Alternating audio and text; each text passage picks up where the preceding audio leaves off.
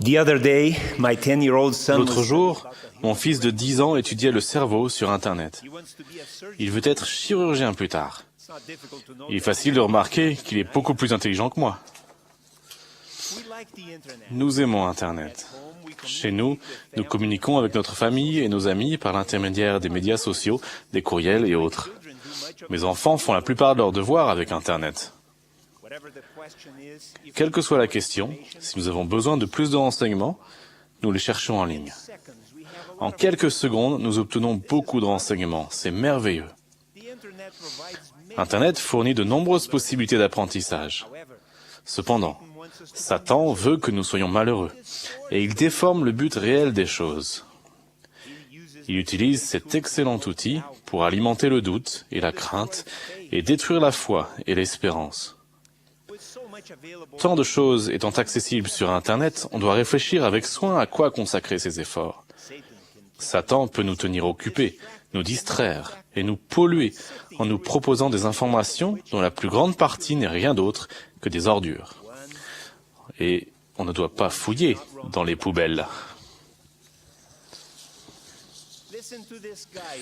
Écoutez ces conseils que donnent les Écritures. L'Esprit du Christ est donné à tout homme afin qu'il puisse distinguer le bien du mal.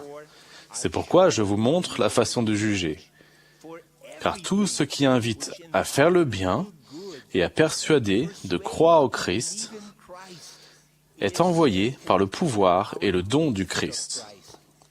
C'est pourquoi vous pouvez savoir avec une connaissance parfaite que c'est de Dieu. Dans un sens bien réel, nous affrontons le même dilemme que Joseph Smith dans sa jeunesse. Nous manquons très souvent de sagesse. Dans le royaume de Dieu, on apprécie et on encourage la recherche de la vérité, et elle n'est nullement réprimée ou crainte. Le Seigneur lui-même conseille fortement aux membres de l'Église de rechercher la connaissance. Il a dit « Cherchez diligemment, oui, cherchez des paroles de sagesse dans les meilleurs livres, cherchez la connaissance par l'étude et aussi par la foi. » Cependant, comment pouvons-nous reconnaître la vérité dans un monde dont les attaques contre les choses de Dieu sont de plus en plus brutales? Les Écritures nous l'enseignent. Premièrement, nous pouvons connaître la vérité en observant ses fruits. Pendant son magnifique sermon sur la montagne, le Seigneur a dit « Tout bon arbre porte de bons fruits, mais le mauvais arbre porte de mauvais fruits. C'est donc à leurs fruits que vous les reconnaîtrez. »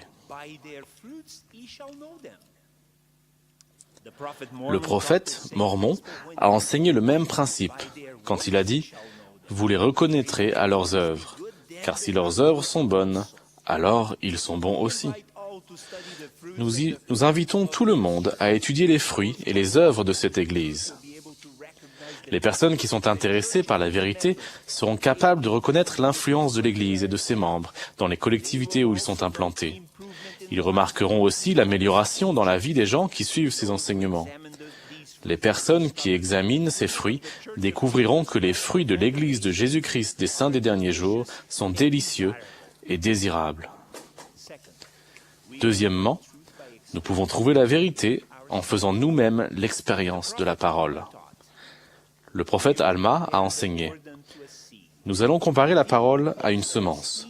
Si vous faites de la place pour qu'une semence puisse être plantée dans votre cœur, voici, si c'est une vraie semence, et si vous ne la chassez pas par votre incrédulité, voici, elle commencera à gonfler dans votre sein.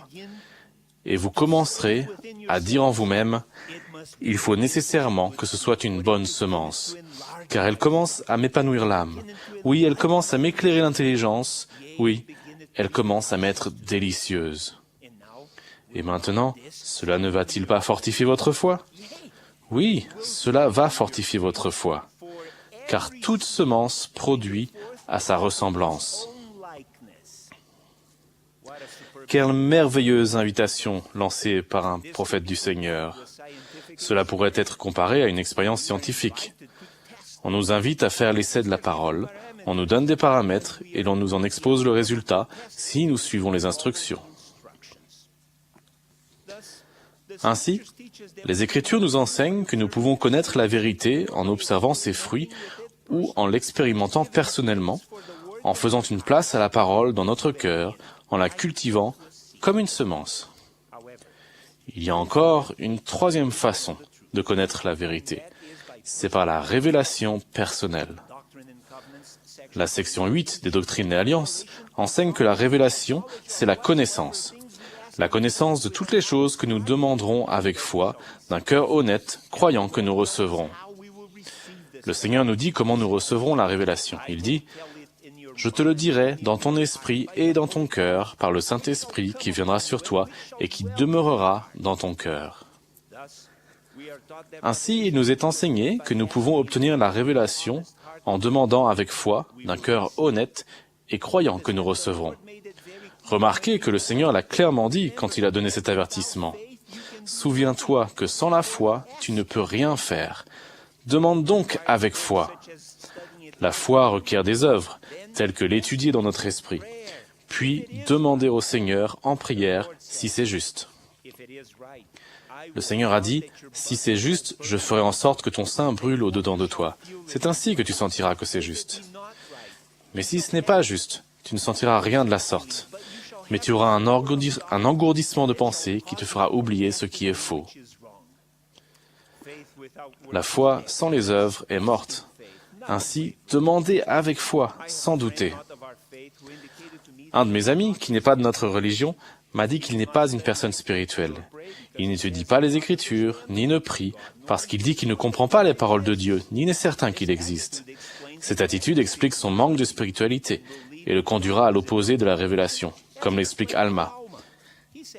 Il a dit, « C'est pourquoi celui qui s'endurcit le cœur, celui-là reçoit la plus petite partie de la parole. » Mais Alma ajoute, « Celui qui ne s'endurcit pas le cœur, la plus grande partie de la parole lui est donnée, jusqu'à ce qu'il lui soit donné de connaître les mystères de Dieu, jusqu'à ce qu'il les connaisse pleinement. » Alma et les fils de Mosia sont des exemples du principe selon lequel la foi requiert des œuvres. Dans le livre de Mormon, nous lisons, « Ils avaient sondé diligemment les Écritures afin de connaître la parole de Dieu. Mais ce n'est pas tout. Ils s'étaient beaucoup livrés à la prière et au jeûne. C'est pourquoi ils avaient l'esprit de prophétie et l'esprit de révélation. » Demander d'un cœur honnête est tout aussi important dans ce processus. Si nous recherchons sincèrement la vérité, nous ferons tout ce qui est en notre pouvoir pour la trouver, ce qui inclut lire les Écritures, aller à l'Église et faire de notre mieux pour respecter les commandements de Dieu. Cela signifie aussi que nous désirons faire la volonté de Dieu quand nous la trouvons. Ce qu'a fait Joseph Smith quand il recherchait la sagesse est un exemple parfait de ce que signifie avoir un cœur honnête. Il dit qu'il voulait savoir quelle confession était vraie, afin de savoir à laquelle il devait se joindre. Avant même de prier, il était prêt à se conformer à la réponse qu'il recevrait. Nous devons demander avec foi et avec un cœur honnête. Mais ce n'est pas tout. Nous devons aussi croire que nous recevrons la révélation. Nous devons faire confiance au Seigneur et espérer en ses promesses. Rappelez-vous ce qui est écrit. Si quelqu'un d'entre vous manque de sagesse, qu'il la demande à Dieu, qui donne à tous, simplement et sans reproche, et elle lui sera donnée. Quelle promesse merveilleuse! J'invite tout le monde à rechercher la vérité selon l'une de ces méthodes, mais particulièrement auprès de Dieu, par la révélation personnelle. Dieu révèle la vérité à ceux qui la recherchent, comme cela est prescrit dans les Écritures. Cela demande plus d'efforts que seulement chercher sur Internet, mais cela en vaut la peine. Je témoigne que cette Église est la vraie Église de Jésus-Christ. J'ai vu ses fruits dans des collectivités et dans la vie de milliers de personnes, notamment des membres de ma famille. Je sais donc qu'elle est vraie. J'ai aussi mis à l'épreuve la parole dans ma vie pendant de nombreuses années, et j'ai ressenti ses effets sur mon âme.